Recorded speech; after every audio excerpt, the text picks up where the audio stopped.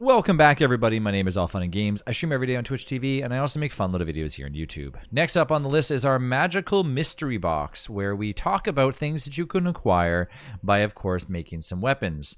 We've went through most of them, but of course we're getting into the magical utility now, and I've skipped over a few of them that obviously are very hard to get, as I don't really think we need to talk too much about those just yet. But ones that are not that hard to get are none other than the fire staff and the ice staff. So let's make this video just about the fire staff, shall we? If you watch the video where I talk about the fire dart, this is a variation of it, which of course has more uses. 20 uses specifically will give you, obviously, your favorite little device. Well, maybe not your favorite device, but something that will catch things on fire pretty much at a distance, but at the cost of possibly burning down a lot of things. Now, is a fire staff useful? Well, it could be useful in certain scenarios, specifically depending on if you're fighting bosses or whatever. Like, it depends on how you kind of use it. But on its own, the fire staff, once again, doesn't really do much damage other than burn damage over time. All in all, fire damage really doesn't do too much damage over time, and it kind of gets a little bit in the way, especially if you're worrying about your base catching on fire, and then the mob decides to just follow you and attack you.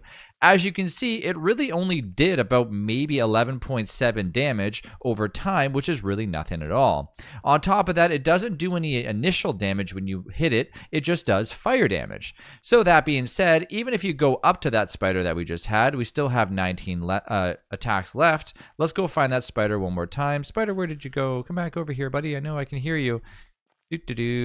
Where's my spider friend? There we go. And we decide to go to the spider one more time, and we hit it with multiple attacks. It doesn't matter, and it does not multiply the amount of burn time over, but it will, of course, keep the animation going, meaning you're not doing any damage to the spider, and it's not going to constantly burn it even faster by depending on how many times you attack it. Thus, for me, leaves the fire staff in a position where it's not necessarily the best weapon to use.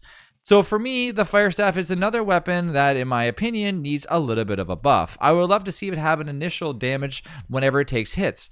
Let's be honest, if you hit something with magic or whatever it might be, I would really appreciate it doing just a smidge of damage, even if it was like 50 or something.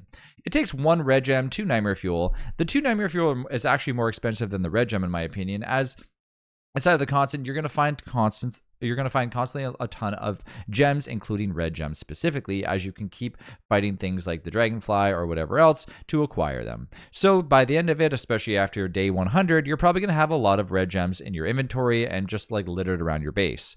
But of course, if you don't, you might not want to spend it on a fire staff. But anyways, that's my opinion on the fire staff as to why you probably should not go through the process of using it. But of course, to each their own, and everybody has their own opinion on these things. So comment down below if you enjoy the fire staff or not. Thanks again for watching. I'll see you in the next one.